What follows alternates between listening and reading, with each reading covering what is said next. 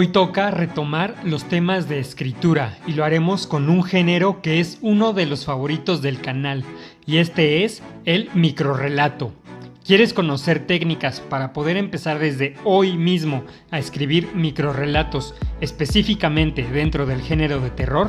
Pues acompáñame y arranquemos con este video.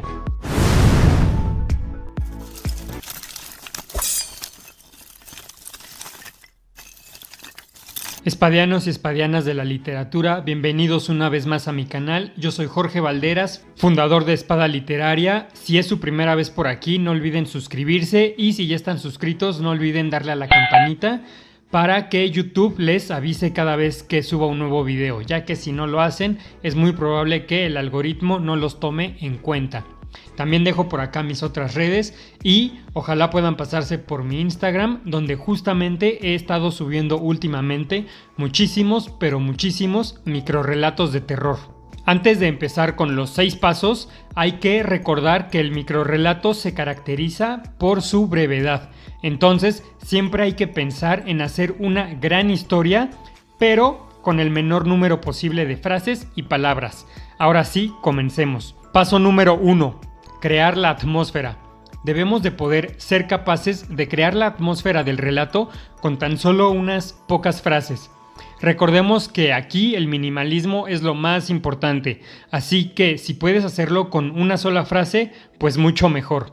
Se me ocurre que podemos usar recursos básicos tales como ambientarlo en la noche o en un paraje deshabitado o en escenarios que sean tipo en medio de la nada, como podrían ser en una solitaria cabaña en medio del bosque, en medio del desierto o, como hice en este microrrelato, a millones de kilómetros de la Tierra, en medio de un planeta despoblado como lo es Marte. Algunos ejemplos básicos de frases con las cuales introducir la atmósfera podrían ser: era una fría noche, me encontraba en medio del desierto, Marte nunca había lucido tan aterradoramente solitario como cuando el oxígeno comenzó a escaparse de la nave. Y de hecho, creo que acabo de hacer un pequeño microrrelato utilizando la última frase que puse como ejemplo y sin darme cuenta. Paso número 2. Elige el narrador. Como ya he dicho muchas veces en videos anteriores, es siempre importante que tengamos en mente qué tipo de narrador vamos a usar. Puede ser en primera persona, en segunda persona o en tercera persona o en alguna variante de todas estas. Lo que aconsejo es que uses la voz con la que te sientas más cómodo para que te facilite la labor de crear un microrrelato en vez de que esto sea algo que te lo complique todavía más. Yo, por ejemplo, cuando empecé a escribir microrrelatos, los hacía utilizando una voz en primera persona, ya que siento que es la voz idónea para cuando somos principiantes en algún género, ya sea microrrelato, cuento o novela. Pero últimamente he optado por tratar de contar historias mediante diálogos, pero les he metido unas breves descripciones similares a las que se usan en los guiones para cine o para teatro, donde de manera externa se describe lo que hacen los personajes. Aquí pueden ver, por ejemplo, un microrrelato que está construido a base de diálogos, pero también tiene una pequeña descripción que nos pone en situación y nos dice dónde se va a ubicar la narración. Punto número 3. Elige una temática. Este punto para mí es de gran ayuda, ya que justo eso, me ayuda al momento de pensar en una nueva idea para los relatos cuando me siento bloqueado. Aquí no me refiero al género, ya que independientemente de la temática que elijamos, el género será el terror. Pero con temática me refiero a que pensemos sobre qué va a tratar en específico nuestro relato. Pueden ser fantasmas, zombies, invasiones alienígenas, el fin del mundo, lo que queramos. Yo, por ejemplo, he hecho 2 veces el reto de escribir microrrelatos a diario durante toda una semana. Y para ayudarme en este reto, lo que hice fue hacer microrrelatos de la misma temática. La primera vez que lo hice, durante esa semana, la temática fueron los payasos asesinos y todos los microrrelatos se iban tratando de eso, en cualquier variante, pero todos tenían como protagonista o como monstruo o como antagonista a un payaso asesino. Y la segunda vez que lo hice fue basar todos mis microrelatos de esa semana en películas de terror.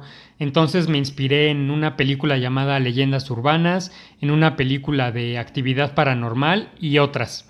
Entonces, pues esto es algo que te facilita mucho la generación de ideas. Es como tener a tu disposición una lluvia de ideas sobre esa temática en específico. Punto número 4. Crea una situación tenebrosa. Si bien en el paso 1 creamos la atmósfera, ahora es momento de hacer que algo suceda dentro de esa atmósfera o ese escenario siniestro. Tiene que suceder algo que haga que un escalofrío recorra la espalda de nuestros lectores, algo que les recuerde sus traumas de la infancia, algo que despierte los miedos más primitivos ocultos en sus mentes. Esta situación en específico ya depende de la imaginación y la creatividad de cada uno de nosotros. Pero como siempre digo, no hay límite para nuestra imaginación y en este caso no hay límite para el sinfín de situaciones que podemos inventar. Punto número 5. Mantén el realismo lo más intacto posible. Cuando hablo de realismo, no me refiero a que pasen cosas que solo podrían pasar en la realidad, ya que hacer esto haría que fuese imposible hablar sobre fantasmas o zombies o aliens o cualquier otra cosa sobrenatural. A lo que me refiero es a que mantengas cierta cohesión y cierta coherencia dentro de tu propio microrrelato. Por ejemplo, si el microrrelato es de fantasmas y de la nada tu personaje puede, no sé, salir volando y huir de ahí, pues el hecho de que vuele no le aporta nada a la trama. O si estás hablando de piratas clásicos que se enfrentan a un monstruo, no tiene mucho caso ni sentido que de pronto saquen sus espadas con una mano y que con la otra saquen pistolas láseres, ya que no tendría mucho sentido. Y como ya dije, es un detalle que no aportaría gran cosa a la trama. Entonces, siempre mantengan un realismo y unas reglas coherentes dentro del propio universo de sus relatos o lo que estén escribiendo. Punto número 6. Crea un desenlace imposible o un desenlace que genere una gran impresión, sorpresa o terror en el lector.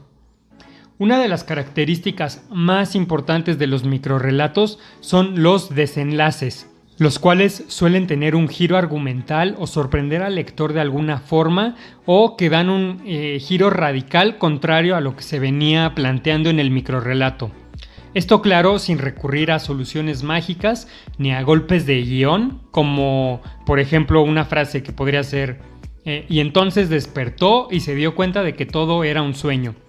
No, tenemos que sorprender o dar un giro de guión, pero como dijimos en el punto anterior, manteniendo el realismo dentro del propio relato, la coherencia y sin sacarnos cosas de la manga. Si bien un final inesperado no es obligatorio, ya que un microrrelato puede funcionar perfectamente bien sin él, yo sí recomiendo hacerlo, ya que para mí como lector es uno de los mayores alicientes que tengo para entrar y leer uno. Y también he visto que para mucha gente este es el ingrediente secreto, aquello por lo que entran a leer algún microrrelato y aquello que al entrar es justo lo que están esperando. ¿Ustedes qué otros consejos conocen o qué recursos han utilizado cuando han escrito relatos, cuentos o microrrelatos de terror?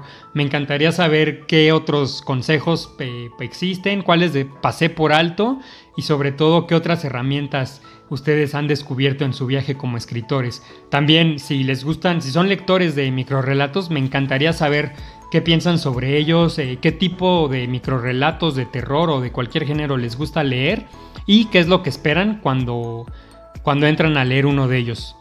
Los veo la siguiente semana.